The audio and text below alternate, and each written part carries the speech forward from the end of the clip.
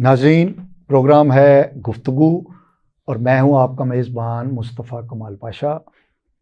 और आपसे गुफ्तगू करने के लिए मेरे साथ शरीक गुफ्तगू हैं हमारे एक सीनियर पॉलिटिशियन, एक विजनरी सियासतदान जनाब शाहिद महमूद भट्ट साहब। इनका वैसे ताल्लुक़ पाकिस्तान मुस्लिम लीग नून से है। और हमारे साथ दूसरे मेहमान जो गुफ्तगू करने के लिए शरीक हैं वो एक इंतहाई मोहतरम मुअज़्ज़िज़ और सीनियर सहाफ़ी हैं, एक अखबार के मुदीर हैं और बड़ा खूबसूरत सियासी मौज़ूआत पर अपना नुक्ता नज़र रखते हैं और बड़े खूबसूरत तरीके से उसको बयान करते हैं, जनाब सफदर अली खान साहब। नाज़रीन, बात यह है कि 8 फरवरी 2024 अब आया खड़ा है, दूर नहीं है। 1.5 हफ्ते से ज़्यादा शायद वक्त नहीं रह गया इसके लिए। कौम इंतखाबात की तरफ जाने वाली है, लेकिन जाती हुई नज़र नहीं आ रही।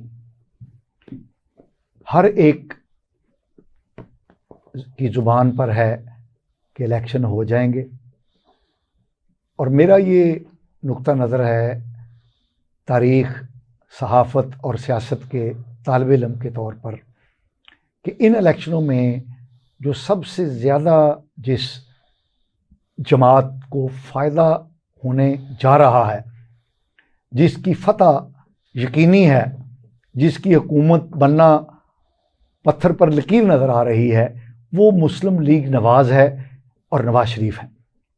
लेकिन सबसे ज़्यादा जो एक मशकूक रवैया है वो भी मुस्लिम लीग नून का है कि आज के दिन तक मुस्लिम लीग नवाज़ जो है वो अपना मंशूर कौम के सामने पेश नहीं कर सकी। नशिस्तों का 100% और हतमी फैसला नहीं हो सका। और अभी तक जो किक ऑफ जिसको कहते हैं इलेक्शन कैंपेन नहीं हो सकी मुस्लिम लीग नवाज़ ने भी। वैसे तो आज मानसेरा में बहुत बड़ा एक जलसा हुआ है और इससे पहले भी हाफिज़ाबाद में एक बड़ा जलसा हुआ था। तो जो हमारे पॉलिटिकल नाकदीन हैं उनका कहना ये है कि हाफिज़ाबाद का जलसा तो बस ऐसे ही था, असल जलसा जो है वो मानसेरा में हुआ है। लेकिन ये इस तरह के जलसे वक्फे से करके तो कौम का इलेक्शन का मूड बनता हुआ तो नज़र नहीं आ रहा है। तो चलते हैं हम अपने जो मोअज़्ज़िज़ पैनलिस्ट हैं उनसे बात करते हैं। मैं बात का आगाज़ करता हूँ सफदर अली खान साहब। मायूसी इस वक्त पीक पर है। कौम को ये जो इंटरिम गवर्नमेंट है इसने बता दिया है कि नए टैक्स लगेंगे, अगले महीने मिनी बजट आएगा, बिजली पर, गैस पर, पेट्रोलियम लेवी की सूरत में और चीनी पर और दीगर मद्दात में टैक्सों की शरह को बढ़ा के तो जो टैक्स का टारगेट है 9.3 ट्रिलियन रुपए का वो पूरा किया जाएगा। कौम को कोई उम्मीद नज़र नहीं आ रही कि उनके हालात बदलेंगे। तो ये जो सियासी जमातों के रवैये हैं उनमें भी यही कुछ नज़र आ रहा है कि वो भी नाउम्मीद ही नज़र आ रहे हैं। मुस्लिम लीग नवाज़ जो सबसे बड़ी जमात है, अभी मैदान में जितनी जमातें हैं उनमें सबसे बड़ी जमात है और उसके बारे में एक यकीन की हद तक हमें यकीन है कि उसकी हुकूमत बनने जा रही है। उसके बावजूद उनका रवैया ऐसा ही है कि जैसे उनको भी यकीन नहीं है कि इलेक्शन होंगे। जी पाशा साहब, आपने अपनी तमहीद में बहुत अच्छा तज़किया किया है। इस वक्त जो अमूमी सूरत हाल है वो देखने में तो ऐसे ही नज़र आ रही है, लेकिन मैं समझता हूँ कि इलेक्शन का आज एक बहुत अहम दिन था और एक पोर्शन था इलेक्शन का जो पोस्टल वोटिंग का होता है। आज वो भी मुकम्मल हो गया है। जिन लोगों ने पोस्ट करने थे अपने वोट, आज उनका आखिरी दिन था, वो भी हो गया। तो इसलिए तमाम मराहिल अपने वक्त के मुताबिक, अपने रूटीन के मुताबिक मुकम्मल हो रहे हैं और इलेक्शन का आप ये कह सकते हैं کہ وہ ڈول دھمکا نہیں ہے جو کہ ایک وتیرہ ہوا کرتا تھا. وہ جو کہتے ہیں کہ نون لیگ والوں کے قیمے والے نان وہ آپ کہہ سکتے ہیں کم نظر آ رہے ہیں. لیکن الیکشن کا شیڈول کہ جس طرح اناؤنس ہوا تھا اس کے مطابق وہ چل رہا ہے. تو اس میں تو کسی قسم کا اب مجھے تو ابہام نظر نہیں آ رہا. نہیں صدر علی خان صاحب، ابہام تو سیاسی جماعتوں میں نظر آ رہا ہے. مسلم لیگ نون نے ابھی تک اپنا منشور پیش نہیں کیا. میں وہی عرض کرنے لگا ہوں کہ اب ہمارا جو الیکشن ہے اس کے انعقاد میں کوئی ابہام نہیں ہے. اچھا اوکے، میں یہ کہنا ہولڈنگ آف الیکشن میں کہ اب اس میں تو کسی کا کوئی اگر یہ شک ہے تو اسے دور کر لینا چاہیے کہ 8 فروری کو الیکشن تو بالکل روز روشن کی طرح عیاں ہے. اب جماعتوں کی جہاں تک آپ بات کر رہے ہیں تو میرا خیال ہے کہ یہ سیاسی اسٹنٹ بازی ہوتی ہے کہ کچھ چیزیں چھپا کے رکھنی تاکہ ان پہ گفتگو ہو سکے اور لوگ اس کی طرف متوجہ ہو سکیں. یہ ایک کمپین بنانے کا طریقہ ہے. ورنہ ہمارے ملک میں جس طرح کے حالات ہیں اس میں انہوں نے منشور دینے کچھ ہوتے ہیں، کرنا کچھ ہوتا ہے. یہی 75 سال سے ہمیں نظر آ رہا ہے کہ نہ ہم تعلیم میں کچھ ترقی کر سکے ہیں، نہ ہمارا جوڈیشل سسٹم اپنا کوئی پروسیس ایسا دکھا سکا ہے کہ دنیا میں اس کو ریکگنائز کیا جائے. اسی طرح سیاسی جو بے چارگی ہے اور جس طرح کہ ہمیں بچپنا سیاست میں نظر آتا ہے تو وہ بھی ہم سے دور نہ ہو سکا. جمہوری اقدار ہم اپنی بحال نہیں کر سکے. تو یہ تمام چیزیں مل کر ہمیں وہ رنگ نہیں نظر آتا کہ جو سیاسی جماعتوں کا ہونا چاہیے اور ان میں ایک ایسی امید کی کرن ہو. پہلے دیکھیں کہ ہمارا اس وقت 2.5 کروڑ کے لگ بھگ بچہ جو ہے وہ اسکول سے باہر ہے. یہ کسی قوم کی کتنی بڑی بد نصیبی ہو سکتی ہے کہ اس کے بچے جو ہیں وہ تعلیم سے ہی محروم ہیں. اور اس کے علاوہ جو آبادی کا بم ہے وہ سب سے بڑا ہمارے لیے خطرہ ہے. لیکن آپ نے کبھی کسی سیاسی لیڈر کے منہ سے اس پر بات کرتے ہوئے سنا ہے؟ جب بھی بات کرتے ہیں تو ڈالروں کی کرتی ہیں. ادھر سے ڈالر ہم مانگ لیں گے، اس کے گھر سے مانگ کے روٹی کھا لیں گے، اس کے گھر سے ہم یہ لے آئیں گے. اس کے علاوہ ان کا ویژن ہی نہیں ہے. جب تک آپ اپنی آنے والے دنوں میں یہی نہیں سوچ رکھتے کہ ہماری آبادی آج 26 کروڑ کو چھو رہی ہے تو آنے والے 10 سال میں اس کی ریشو کے ساتھ جب اضافہ ہوگا تو یہ 30 کروڑ ہو جائے گی، جبکہ ہم اپنی زرعی زمین کو کالونیوں میں بدل رہے ہیں. آپ دیکھیں لاہور کے دور دراز جو علاقے تھے جہاں جانا ہی ایک انسان کے لیے محال ہوتا تھا، وہاں اب ہماری آبادی وہ ہے جو پوش آبادی کہلاتی ہے. وہ ایسے علاقے ہیں. تو ہم نے اپنا جو لاہور کو جو علاقے اناج مہیا کرتے تھے، شرک پور ہو گیا، مرید کے ہو گیا، لاہور کے باغات تھے، لیچیوں کے، فالسے کے، وہ تمام کے تمام دمالش ہو چکے ہیں، ختم ہو چکے ہیں. اور آئندہ 10 سال میں کیا ہوگا یہ ہمیں سوچنی ہے. آبادی کے لیے کوئی ہمارے پاس منصوبہ بندی نہیں ہے کہ کس طرح ہم نے اس کو کنٹرول کسی چیز کے لیے بھی صدر علی خان پرابلم تو یہ ہے، منصوبہ بندی نہیں ہے. بیسک یہ بٹ صاحب اور ان کے لیڈر جو ہیں یہ 4تھی بار وزیر اعظم بننے جا رہے ہیں. ان سے نہ پوچھیں کہ بھئی کوئی منصوبہ ہے آپ کے پاس؟ ان سے بالکل پوچھنا چاہیے. بٹ صاحب اس کے بعد میں بات کرتا ہوں. آپ دیکھیں نا پاکستان مسلم لیگ نواز، اس کے بہت سارے اچھے کام انہوں نے کیے ہیں، لیکن اب یعنی سب سے بڑی جو بینیفیشری ان الیکشنوں کی جماعت جو ہو سکتی ہے اس کے رویے سے تو لگ رہا ہے کہ جیسے کچھ ان کے پلے ہی کچھ نہیں ہے. منشور ہی پیش نہیں کر سکے ابھی تک. کیا کر رہے ہیں آپ؟ اچھا تھینک یو ویری مچ. آپ نے جو بات کی ہے بالکل حقیقت میں یہی ہوتا ہے. ہر پارٹی کا ایک منشور ہوتا ہے، ایک مینیفیسٹو ہوتا ہے جس کی بیس بنا کے ہم لوگوں کے پاس جاتے ہیں اور جا کے ان سے ووٹ مانگتے ہیں کہ ہم اگر اقتدار میں آئیں گے تو ہمارا یہ پلان ہے، ہم یہ کریں گے فیوچر میں آپ کے لیے. ہمارا مسلم لیگ کا منشور آلریڈی بالکل ہر الیکشن میں بنتا ہے، اس میں ترمیم وغیرہ ضرور ہوتی ہے فار دا کمنگ الیکشن. اب 2018 میں جو ہم نے منشور بنایا تھا اس میں میاں نواز شریف صاحب نے کہا جی مزید اس میں امینڈمنٹ کریں، مزید وقت کے مطابق جو حالات چینجز ہو گئے ہیں، ہم فیوچر میں یہ کرنا چاہتے ہیں، اس کے لیے ایک نیا پلان بنے. انہوں نے کمیٹی بنائی، پبلک کو بھی انہوں نے کہا جی کہ آپ اپنی رائے بھی دے سکتے ہیں. ہر محکمے کو کہا کہ آپ اوپنلی ہمارے منشور میں حصہ ڈال سکتے ہیں، آپ بتائیں.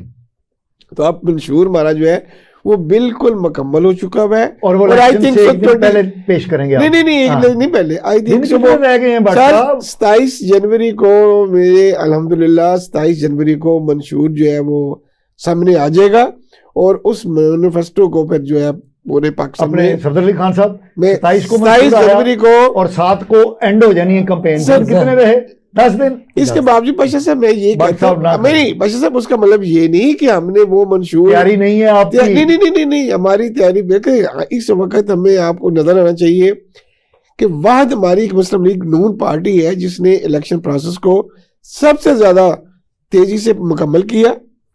میاں نواز شریف صاحب 21 اکتوبر کو جب پاکستان میں آئے, انہوں نے آتے ہی جب یہ الیکشن کا ان کو پتا تھا یہ ٹاؤن ہے, انہوں نے آتے ہوئے سب سے پہلے یہ کہا کہ اپنا فوری پروسیس شروع کر دیں.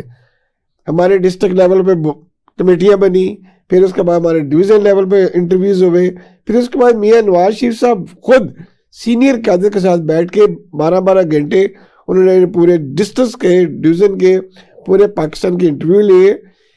ہم نے ہر وہ کام جو الیکشن کا ضروری تھا وہ انہوں نے مکمل کیا. دوسری پارٹیاں بہت پیچھے رہ گئیں, انہوں نے اپنے الیکشن میں نہ اپلیکیشنیں مانگی نہ انہوں نے پروسیس مکمل کیا, اس لیے وہ شور کر رہے تھے. پارٹی جو ہماری مقابلے والی پارٹی تھی اس کو تو ویسے ہی آپ نے نکلوا دیا نا. نہیں سر ہم نے نکلوا دیا صاحب, نہ ہم نے کسی کو نکلوایا نہ ہم نکلا سکتے ہیں. ہر پارٹی اپنی نلیکی کی وجہ سے, میں یہ کہتا ہوں کہ ان کی نلیکی اتنی بڑھ چکی ہوئی تھی کہ ان کو ایک 3-4 سال میں نلیکیاں کا بڑھتا تجربہ ہو گیا تھا نا. اینڈ میں وہ اپنی پارٹی کا دیکھیں ایک انٹرا پارٹی الیکشن ہوتا ہے, آپ سمجھتے ہیں ہر پارٹی کا الیکشن ہوتا ہے, ہر دفعہ ہمارے بھی پارٹی کے الیکشن ہوتے ہیں.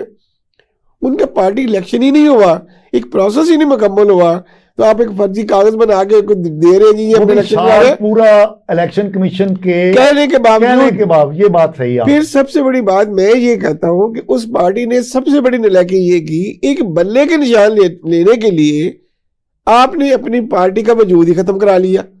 یہ میں نے نہیں کیا, یہ آپ نے نہیں کیا. نہ الیکشن کمیشن جو ہے وہ ایک انڈیپینڈنٹ ادارہ تھا, اس نے جو ڈیسیژن لیا اس نے یہ کہا جی یہ پارٹی اس لیے نہیں میں مانتا کہ ان کا الیکشن نہیں ہوا. اچھا بٹ صاحب ایک بات بتائیں. جی سر. آپ کی پارٹی کا پہلا بڑا جلسہ جو ہے حافظ آباد میں ہوا. جی. اور دوسرا جو ہے وہ مانسہرہ میں ہوا. جی. حافظ آباد کے جلسے کے بارے میں کوئی بہت یعنی کھڑکی توڑ قسم کا رش نہیں دیکھا گیا, اور وہ جوش و جذبہ جو ایک نظر آنا چاہیے تھا, جس طرح نواز شریف صاحب ایک امید بن کر اکتوبر میں پاکستان تشریف لائے تھے, یہ قوم کے لیے ایک امید تھی نا. جی. کم از کم عمران خان کی نالائکیوں, نااہلیوں, بد زبانیوں, بد کلامیوں کے بعد قوم کو جو ایک امید کی کرن نظر آ رہی تھی وہ نواز شریف صاحب تھے. جی. وہ جلسہ حافظ آباد والا اس کے کورسپونڈنگ نہیں تھا. نہیں میں اس کو بتاتا ہوں بادشاہ صاحب, بات آپ کی بالکل صحیح ہے. دیکھیں اس وقت جو قوم مایوسی میں بٹی ہوئی ہے نا جی, وہ یہ سمجھتی ہے کہ کیا ہوگا ہمارے ملک کے ساتھ. تو یہ ایک واحد اب اس وقت میاں نواز شریف صاحب ہی تھے جس کو ہم سمجھتے تھے کہ ایک روشنی کی کرن ہے, یہ پاکستان کا ایک مستقبل ہے, یہ پاکستان کو اس کرائسس سے نکال سکتا ہے. تو میں نے کیم بیک 21 اکتوبر کو بھی لوگوں نے جس جوش و خروش سے ان کو ویلکم کیا, اس کے بعد وہ ظاہری بات ہے مہینہ 1.5 مہینہ پوری ایکسرسائز میں لگے رہے الیکشن کا پروسیس میں, ایک دن بھی انہوں نے ضائع نہیں کیا. اب جہاں تک جلسوں کی بات ہے, جلسوں کے شیڈولز انہوں نے مرتب کر لیے ہوئے ہیں, دے دیے ہوئے ہیں.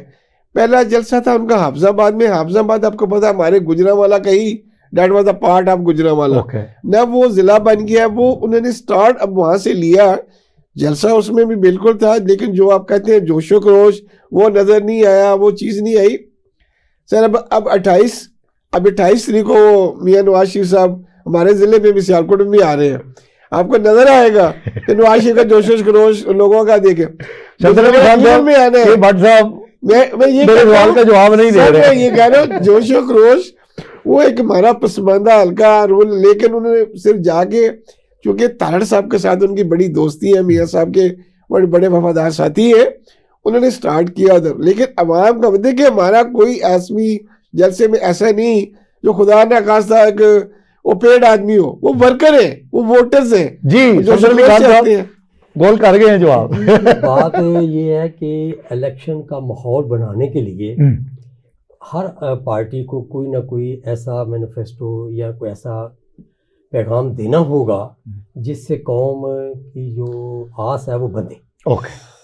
ہم یہاں تک میں بٹ صاحب کی بات کے ساتھ بالکل متفق ہوں کہ میاں نواز شریف صاحب کے جو پچھلے دور حکومت رہے ہیں ان میں یقیناً پاکستان نے ترقی کی, اور یہ لاسٹ جب انہوں نے چھوڑا تو اس وقت بھی 6.4 کے 5 ہماری اکنامک ڈیولپمنٹ تھی. تو اس لحاظ سے بات تو ان کی اگنور کرنے والی نہیں ہے, ہمیں اس بات کو ماننا چاہیے. لیکن اس وقت وہ حالات نہیں رہے. یہ چیز جب تک یہ بھی ریئلائز نہیں کریں گے کہ اب بہت سارا پانی پلوں کے نیچے سے گزر گیا ہے. ایک تو پچھلی جو پی ٹی آئی کی حکومت تھی اس نے پاکستان کے ساتھ جو سب سے بڑی زیادتی کی کہ اس نے 70 سال میں لیا گیا قرضے کو ڈبل سے بھی زیادہ کر دیا. This is the point. جب انہوں نے حکومت سنبھالی اس وقت تقریباً کچھ 26,000 ارب کا قرضہ تھا. ٹھیک ہے. جب وہ چھوڑ کے گئے تو وہ غالباً 56 کے لگ More than بھگ 50 ہے. بہرحال تو جتنا بھی ہے وہ ڈبل سے زیادہ ہو گیا تھا. تو ان حالات میں صدر علی خان صاحب 16 مہینے بھی ذرا بیان کر دیں. نہیں وہ میں عرض کرتا ہوں. بات یہ ہے کہ جب آپ کے اوپر قرضے کا اتنا بڑا بوجھ ہو اور اس کا سود جو ہے وہ آپ نے ادا کرنا ہو تو آپ کی معیشت تو یقیناً بیٹھ جائے گی. جبکہ انکم کے سورسز جو ہیں وہ دن بدن کم ہوئے ہیں.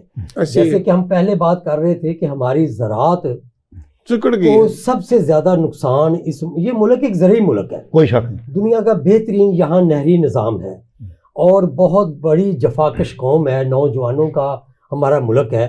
آپ دیکھتے ہیں کہ ہماری اکثریت جو ہے وہ نوجوان لوگوں پر مشتمل ہے, ہماری آبادی جو ہے, اور وہ ورکر قسم کے لوگ ہیں. ان سے زراعت کے میں دیکھ لیں ہم کتنے ارب ڈالر کی دالیں, آئل اور اس کے علاوہ دیگر چیزیں جو ہیں سر گاجریں, ادرک, پیاز تک ہم امپورٹ کرتے ہیں. جی بالکل میں بتاؤں گا اس کی کتنی ہم دنیا میں ڈالر اپنے جو ہے ضائع کرتے ہیں, جو کہ ہمارا ایک ملک میں اس کو خزانہ بھرنا چاہیے تھا. تو ایک زرعی ملک کو جب آپ اس کے آپ دیکھیں نا ایک آپ کی اصل بیس ہے, اس کو جب چھوڑ کے آپ ادھر ادھر ہوتے ہیں تو وہ آپ کمزور ہوں گے. تو پاکستان میں یہ ایک خوش آئند بات ہے, موجودہ جو ہماری اسٹیبلشمنٹ ہے اس کو یہ کریڈٹ جاتا ہے خاص طور پہ آرمی چیف کو, اور جس میں آپ کہہ سکتے ہیں کہ موجودہ جو نگران حکومت ہے اس کو بھی کریڈٹ دینا چاہیے. انہوں نے ایک جو زراعت کے اوپر خاصا کام کیا اور تقریباً سنا ہے کہ 5 لاکھ ایکڑ زمین جو ہے وہ اس کو اس وقت آباد کیا جا رہا ہے. میں آپ کے پاس ایک سوال چھوڑ کے جا رہا ہوں, ہم ایک وقفے پہ جا رہے ہیں. جیسے کہ صفدر علی خان صاحب نے کہا کہ اب وہ حالات نہیں ہیں, تو آپ اب کیا کریں گے آپ؟ ناظرین ہم ایک شارٹ بریک پر جا رہے ہیں, ہم تھوڑی دیر میں واپس آئیں گے, ہمارے ساتھ رہیے گا. ناظرین ویلکم بیک. ناظرین ہم گفتگو کر رہے ہیں جناب صفدر علی خان صاحب جو سینئر صحافی ہیں اور سینئر پارلیمنٹیرین ہمارے ساتھ شریک گفتگو ہیں جناب شاہد محمود بٹ صاحب. جی شاہد محمود بٹ صاحب, صفدر علی خان صاحب نے بڑی خوبصورت بات کہی کہ آپ کی پارٹی کے میاں نواز شریف کے سابقہ ادوار میں اچھے کام ہوئے, ترقی ہوئی, لیکن اب وہ حالات نہیں ہیں. تو ابھی تک آپ کا منشور بھی نہیں آیا, تو یہ صفدر علی خان صاحب کی بات صحیح ہے. بادشاہ صاحب کا سوال میں بادشاہ صاحب آپ کی بات بڑی ویلڈ, اور کویشچن بھی بنتا ہے اس موقع پہ یہی کہ ہم نے قوم کو مایوسی سے نکالنا ہے. جو خان صاحب بات کر رہے تھے بالکل سر, دیکھیں جب قومیں مقروض ہوں, گھر مقروض ہو جچیں, تو وہ خوشحالی والے دور نظر آئیں تو پھر الیکشنوں میں بھی وہ جوش جذبہ ڈول ڈمکے نان شان یہ بریانیاں نظر نہیں آتی. اسی صورت میں آتی ہیں جب آپ فراوانی پیسے کی ہو. ٹھیک ہے. اب ہر گھر میں فرسٹریشن تھی مہنگائی کی وجہ سے, due to the bad governance of the last جو حکومت آپ کی جس نے قرضے لے کے ملک کو تباہ کر دیا. اب سر ہماری حکومت کا جو پلان ہے, آپ یہی کہہ رہے ہیں کہ میاں نواز شریف صاحب آئیں گے تو کیا کریں گے, تو میں یقین سے کہتا ہوں رونے دھونے کے علاوہ نہیں رونے دھونے والی باتیں ختم ہے سر, اب رونے دھونے سے کچھ نہیں ہے, اب پریکٹیکلی کام کرنے والی باتیں ہیں. تو ابھی تک تو انہوں نے کوئی کام کی بات نہیں بتائی. سر سارے انہوں نے پلان بنائی ہے, ایکشن پلان انہوں نے بنا لیے ہوئے, اور وہ 27 جنوری کو قوم دیکھے گی ہم نے کیا کرنا ہے ایگریکلچر سیکٹر میں, ہم نے کیا کرنا ہے. یعنی وہ خفیہ پلان سر, وہ آپریشن ہوگا, وہ سر ایسا پلان ہوگا کہ لوگ خوش ہوں گے کہ ہم نے دیکھا ہے کہ یوتھ کو ہم نے امپلائمنٹ کیسے دینی ہے. سب سے بڑا تھریٹ جو ہے نا جس وقت وہ یہ ہے کہ ہم نے جو اتنی بڑی فورس پیدا کر دی ہوئی ہے ایجوکیٹڈ لوگوں کی, ان کے پاس کوئی نوکری نہیں ہے. ہم نے ان کی امپلائمنٹ کا جو مقصد ہے وہ حاصل کرنا ہے. ہم نے سکلز لیبر جو ہے وہ اوورسیز بھیجنی ہے تاکہ وہ باہر سے پیسہ لے کے آئے. خان صاحب بات کر رہے تھے ایگریکلچر از دا بیس اور ہماری کنٹریز کے اوپر ڈیپینڈ کر دی ہے. جو چیزیں ہم ایکسپورٹ کرتے تھے وہ ہم نے ختم کرنی ہے اپنی ایکسپورٹ, چاول کپاس ختم ہوگی ہماری ایکسپورٹ. اب امپورٹ میں لگ گئے, ہم ایڈیبل آئلز تک جو ہے اپنا سرمایہ ضائع کر گئے. اب ان چیزوں سے بچ کے ہم نے میکنائزڈ فارمنگ کی طرف آنا ہے. ایگریکلچر سیکٹر میں میاں نواز شریف خود چاہتے ہیں کہ جب تک ہم کسان کو خوشحال نہیں بنائیں گے ملک خوشحال نہیں بنے گا. سو دے آر پلاننگ, انہوں نے پلان بنا لیا ہوا ہے, ہمارا منشور بن چکا ہوا ہے کہ ایگریکلچر سیکٹر میں میکسیمم انویسٹمنٹ کرنی ہے اور فارمرز کو فیسیلیٹیٹ کرنا ہے, ان پٹس اس کے کم کرنے اور تاکہ پروڈکشن زیادہ ہو اور ایکسپورٹ میں ہم جائیں. تیسری چیز ہوتی ہے ہمارے ملک میں سب سے بڑا جو مسئلہ بنتا ہے وہ یہ ہے, ایک آدمی کمانے والا ہوتا ہے اور باقی گھر کے فرض سارے کھانے والے ہوتے ہیں. ٹھیک ہے, یہ بھی ایک ملک کا بہت بڑا میں کہتا ہوں المی ہے کہ ہماری کیپٹل جو انکم ہے پر فیملی کی وہ کم ہے, اخراجات اس کے زیادہ ہیں. So you have to plan کہ ہم نے ان لوگوں کو انوالو کرنا ہے. اب یہ چھٹیاں ختم کریں, اس ملک کو ہم نے جو گری ہوئی معیشت کو نکالنے کا بھی نواز شریف کے پاس سر ایک ایکسپیرینس ہے. وہ دیکھیں 80 سے چل رہے ہیں اس پولیٹکس کو, وہ پاکستان کی کلچر کو جانتے ہیں. اب پورے ملک میں سب سے پہلے انہوں نے یہ دیکھے آپ کا جو انفراسٹرکچر ہے, یہ موٹر وے کا جال بچا دیے, جو آپ بات کر رہے تھے کہ جناب زرعی انقلاب کے ساتھ ساتھ ہمارے ملک میں ایک ریولوشن آ گیا, پیسہ لوگوں کے پاس بھی بہت آیا. جو موٹر ویز بنی ہیں, لوگوں کی زمینیں آئی ہیں, ان کے ارد گرد کی سوسائٹیاں بنی ہیں, پیسے کی ریولوشن بہت آئی ہے. اب ہمیں سر کرنا سر یہ ہے, فوکس ہمیں یہ کرنا ہے کہ ہم نے یوتھ کو کیا کرنا ہے, ہم نے انڈسٹری کو کیسے پروموٹ کرنا ہے, ہم نے ایگریکلچر کو کیسے بنانا ہے, ہم نے اپنے ایک ٹاسک اپنے تھنک ٹینکس بنا دینے ہیں کہ جنہوں نے اس بحران سے نکالنا ہے اس ملک کو. میں یہ سمجھتا ہوں سر یہ میاں نواز شریف صاحب کے لیے بہت بڑا چیلنج ہے, پوری قوم کی نہیں پوری دنیا کے نظریں لگی ہوئی ہیں پاکستان کے اوپر. ہمارے ارد گرد کے ہمسائے کے جو حالات ہیں جو ہمارے امن کو تباہ کرتے ہیں, جو ہماری اکانومی کو تباہ کرتے ہیں, یہ بھی ایک بہت بڑا تھریٹ ہے جس کے لیے میاں نواز شریف ہم چاہتے ہیں کہ اچھا وزیر خارجہ بھی وہ میں جو سمجھتا ہوں کہ شہباز شریف صاحب از دا بیسٹ چوائس کہ اگر ان کو وزیر خارجہ میں بنا دیا جائے تو پوری دنیا میں وہ بھی آپ کے اچھے تعلقات بنا لیں گے. صفدر علی خان صاحب, تو میں وزارت خارجہ کی بات کہی, اس وقت صورتحال یہ ہے کہ ہمارے 5 ہمسائے ملک ہیں, انڈیا, افغانستان, ایران, چین, ترکی اور روس. ہمارے الا ماشاء اللہ کسی کے ساتھ بھی تعلقات ٹھیک نہیں ہیں. 4 کے ساتھ دشمنی, 2 کے ساتھ سرد میری, یعنی چین اور ترکی جو ہے وہ اب اس طرح ہمارے دوست نہیں ہیں, کیونکہ ہم نے سی پیک کو جس طرح فنا کیا, ہم نے ترکی کے معاملے میں بھی جس طرح اپنے تعلقات کو برباد کیا, وہ سرد مہری کا شکار ہیں. جبکہ ہندوستان, افغانستان, ایران ہمارے دشمنوں میں شامل ہو چکے ہیں. کیا کریں گے ہم؟ نہیں پاشا صاحب, میں تھوڑا سا آپ کے ساتھ اس پہ اختلاف کروں گا. جی, ہمارے دشمن صرف ایک ہی ملک ہے اور وہ ہے بھارت. وہ ہمارا ڈے 1 سے دشمن ہے اور الحمدللہ ہمیں اس کی دشمنی پہ کوئی پریشانی نہیں ہے. ہم اس کا مقابلہ اس وقت سے کر رہے ہیں اور کشمیر کی آزادی تک یہ مقابلہ جاری رہے گا. اس سے آگے افغانستان اور ایران کی جہاں تک بات ہے, یہ مسائل ہیں دہشت گردی کے, اور دہشت گردی جو ہے وہ ایک عالمی ناسور ہے, نہ کہ صرف وہ پاکستان یا افغانستان یا کسی ایک خطے سے نہیں رہ گیا. کیونکہ دہشت گردی کے سپانسر جو ہیں وہ اس وقت انڈیا اور اسرائیل کی شکل میں آپ کے سامنے ہے، اور ان کے سپورٹر امریکہ اور یورپین کنٹریز ہیں، جو کہ مسلمانوں کو نقصان پہنچانے کے لیے کہ وہ جب بھی پاکستان نے ترقی کرنی ہے تو یقیناً پورے عالم اسلام کی وہ ترقی ہوگی۔ ٹھیک ہے، مجھے اس پہ یقین ہے۔ پاکستان کی ترقی ان لوگوں کو ایک آنکھ نہیں بھاتی، اور انڈیا، اسرائیل جیسے ملکوں کے لیے تو پاکستان کی ترقی ایسے ہی ہے جیسے ان کی موت ہے۔ تو میں سمجھتا ہوں کہ کچھ گمراہ لوگوں کو استعمال کیا جاتا ہے افغانستان میں، اور اس دفعہ ایران میں۔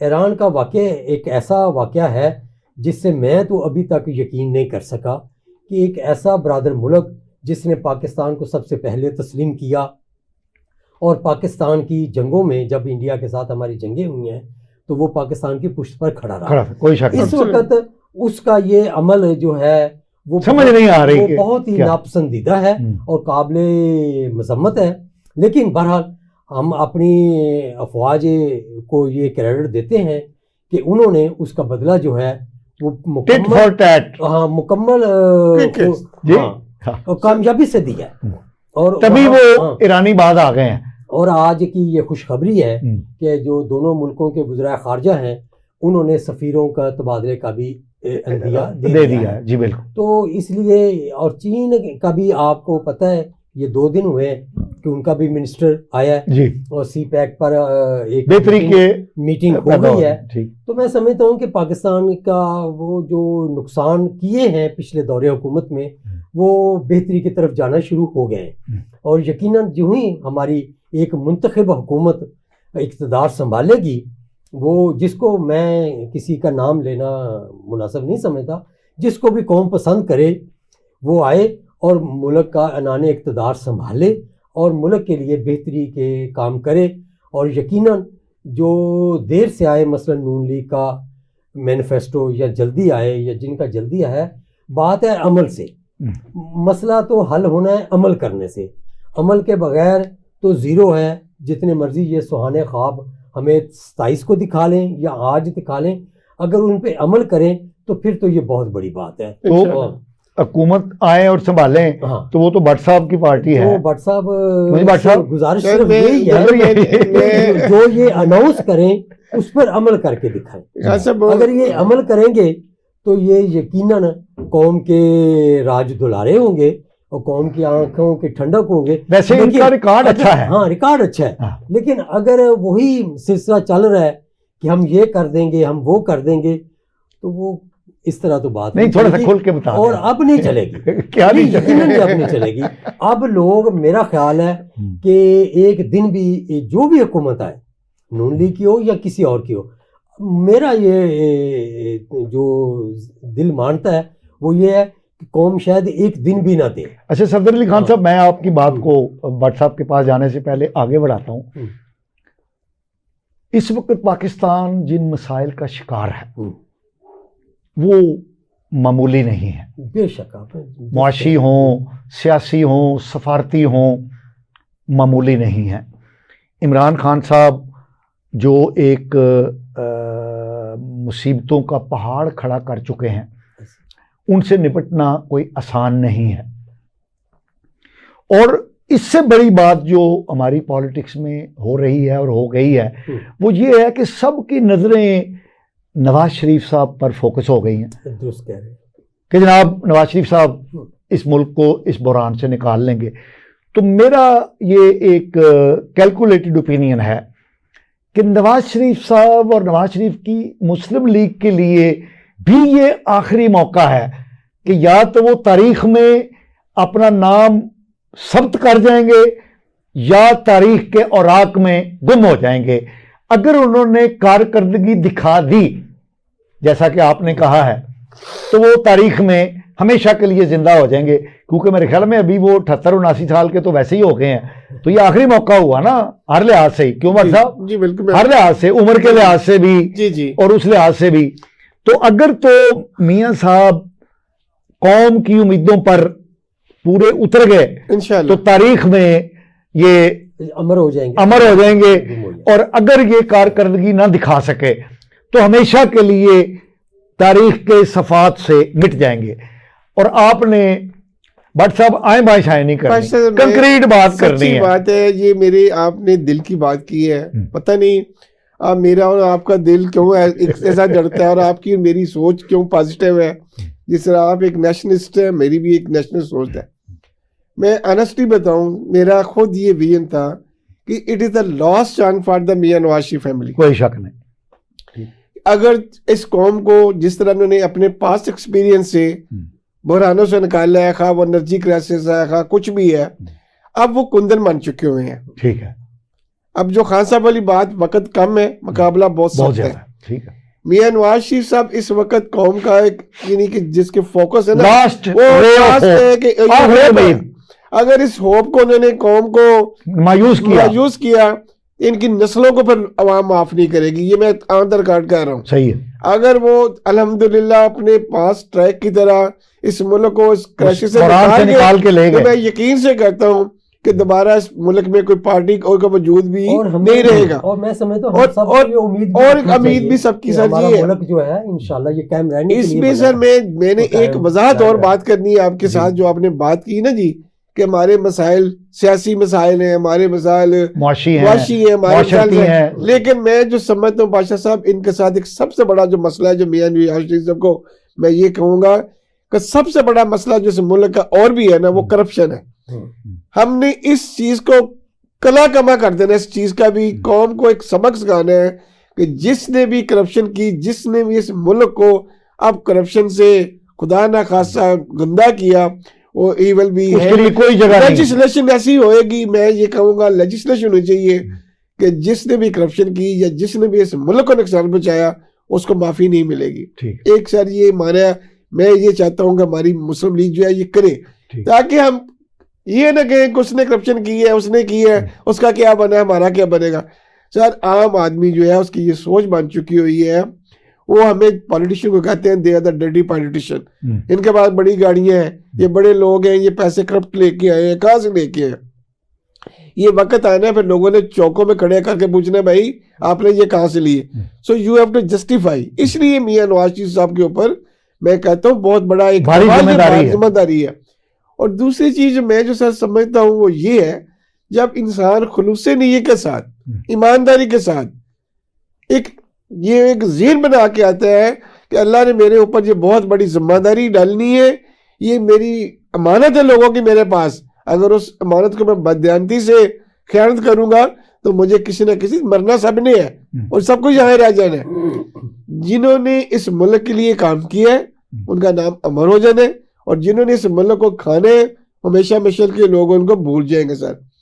لیکن میں یہ ضرور کہوں گا, الیکشن جو ہے اب ٹرانسپیرنٹ ہو, فیئر ہو, آزادی کے ساتھ سب لوگوں کو ووٹ ڈالنے کی اجازت ہونی چاہیے, تاکہ کل کو آپ کا نیشنل اور انٹرنیشنل میڈیا یہ کہے کہ جناب الیکشن وہاں ٹرانسپیرنٹ ہوئے ہیں. اور دوسری ذمہ داری یہ بھی ہوتی ہے کہ ہم لوگ آپس میں یہ کہہ دیتے ہیں, اگر سب کو نظر آ رہا ہے کہ نواز شریف صاحب جیت رہے ہیں, یعنی میجارٹی لوگوں کو پتہ ہے ایک ماحول بنا ہوا ہے, وہ اپنی کاموں سے جیت رہے ہیں. لیکن کل کو ہم مانے نہیں, جی ہم نہیں مانتے. سر یہ ماننا بھی ایک دوسرے کو پڑے گا, یہ تمام پولیٹیکل پارٹیز کو اس پیج پہ آنا پڑے گا. جو بھی جماعت جیتتی ہے خدا کے لیے اس کا رزلٹ کو تسلیم کرے, ملک کا امیج اچھا بلند کرے. آپ اچھی اپوزیشن بن کے بھی اس ملک کی بہتری خدمت کر سکتے ہیں. اچھا صدر علی خان صاحب ان کو ضرور کریں کہ وہ تسلیم کریں اس رزلٹ کو بھی. یہ بڑی خوبصورت انہوں نے بات کہی ہے. اور ہم جو بات کر رہے تھے کہ میاں نواز شریف صاحب حکومت سنبھالنے جا رہے ہیں, تو ٹرانسپیرنسی تو ادھر ختم نہیں ہو گئی پہلے ہی. نہیں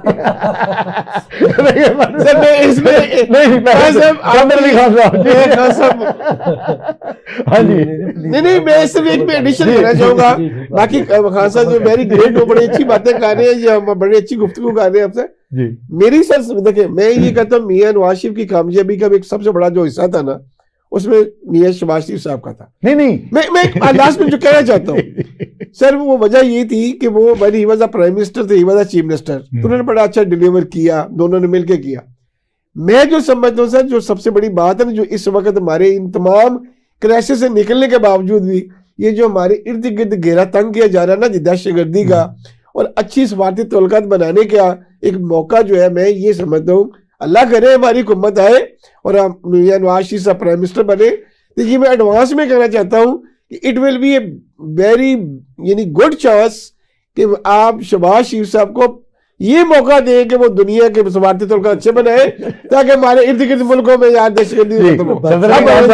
صاحب نے تو سیٹیں بانٹ دی ہیں صاحب یہ بھی کہہ رہے ہیں کہ الیکشن جو ہے وہ نتائج تسلیم کیے جائیں.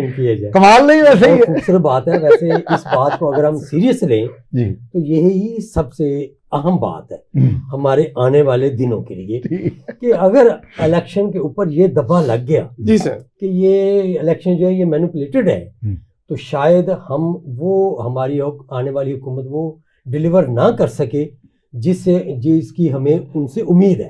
کیونکہ جب آپ کے اوپر ایک دبا لگ جائے تو آپ اس کی صفائیوں دینے میں ہی آپ کا وقت گزر جاتا ہے اور آپ اپنے اصل کام سے ہٹ جاتے ہیں. یہاں تک یہ بات بہت ضروری ہے کہ الیکشن میں جو مجرم ہیں ان کو ہم علیحدہ کریں اور جو سیاستدان ہیں ان کو ہم علیحدہ کریں.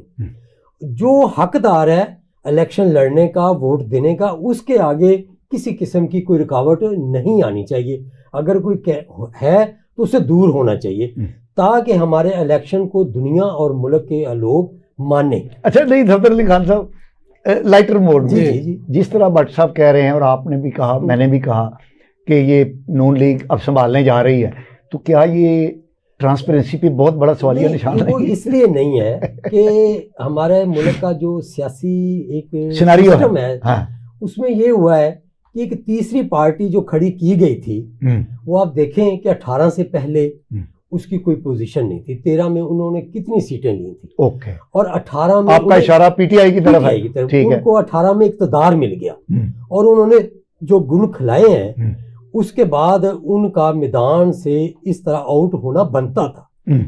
9 مئی کے واقعات کوئی عام واقعات نہیں ہیں. یہ ملک میں ایک بغاوت کی گئی ہے اور ملک کی ایک جو سالیڈیرٹی اور سالمیت پر حملہ تھا. ٹھیک ہے آپ درست فرما رہے ہیں. اس پہ حملہ جب ہوا ہے اس کو اگنور نہیں کرنا چاہیے لیکن جنہوں نے جرم کیا ہے ان کو اب علیحدہ ہمیں کر دینا چاہیے. ان کو علیحدہ کر کے باقی لوگوں کو اجازت ہونی چاہیے. یعنی آپ کا کہنے کا مطلب یہ ہے کہ ان لوگوں کو کیونکہ وہ ایک جعلی جماعت تھی وہ جب الگ ہو گئی ہے تو اب پھر نیچرلی نون لیگ کا چانس جو ہے اور پیپلز پارٹی کا مقابلہ ہے. پیپلز پارٹی کہاں کھڑی ہے یہ ہم سب لوگوں کو علم ہے. ابھی ان کا وہ ووٹ بینک تیار نہیں ہوا جو میں سمجھتا ہوں جو ہونا چاہیے. بطور صحافی بطور مخالف نہیں ٹھیک بطور صحافی میں سمجھتا ہوں. تو اس لیے بٹ صاحب کی پارٹی کا کوئی آنا ٹھہر گیا ہے کہ ان کا سکوپ اس وقت مارکیٹ میں زیادہ ہے. بٹ صاحب لاسٹ میں میں جو کہنا چاہتا ہوں خان صاحب نے بڑی اچھی ماشاءاللہ کی ہے. دیکھیں یہ پارٹی جو آئی تھی نا وہ ایک آرٹیفیشل پارٹی تھی ہوا کی طرح آئی اور آندھی کی طرح چلی گئی. جہاں تک پولیٹیکل سسٹم ہے 2 نظریات یہاں چل رہے ہیں. جو انہوں نے بات کی ہے پیپلز پارٹی آج تک نہ ختم ہوئی ہے. سیٹیں کم ہوتی ہیں بڑھتی ہیں وہ علیحدہ بات ہے لیکن ایک پولیٹیکل پارٹی دیٹ از جن کی روٹس ہیں عوام میں ہیں ڈیلیور کریں گے. صاحب ہم مان گئے کہ آپ جیت رہے ہیں حکومت بنا رہے ہیں مان گئے. ہمیں ماننا پڑے گا کہ سر جو پارٹی بھی جیتے پیپلز پارٹی جیتے ماننا چاہیے اس کو رزلٹ کو ماننا پڑے گا. اس ملک کے لیے اپنی ذات کے لیے نہ چیلنج کرے کہ میں جناب میں نہیں جیتا جب مجھے جتایا نہیں گیا تو میں اس ملک کو نقصان پہنچانا ہے. ہماری آپ کے چینل کے ذریعے یہی ریکویسٹ ہے عوام سے بھی فریلی جائیں فریڈم کے ساتھ ووٹ کاسٹ کریں. جس کو بھی جا کے ووٹ کاسٹ کرنا اندر جا کے پریزیڈنٹ مور لے کے ناظرین آپ نے ہمارے سینئر پولیٹیشین اور سینئر جرنلسٹ کی گفتگو سنی. نتیجہ آپ خود اخذ کر لیجئے گا. میں جناب انتہائی مشکور ہوں جناب شاہد محمود بٹ صاحب آپ کا جناب صفدر علی خان صاحب آپ کا کہ آپ ہمارے پروگرام میں تشریف لائے اور اپنے خیالات عالیہ سے ہمارے ناظرین کو مستفید فرمایا. ناظرین اگلے پروگرام تک کے لیے اپنے میزبان مصطفیٰ کمال پاشا کو اجازت دیجیے. اللہ نگہبان.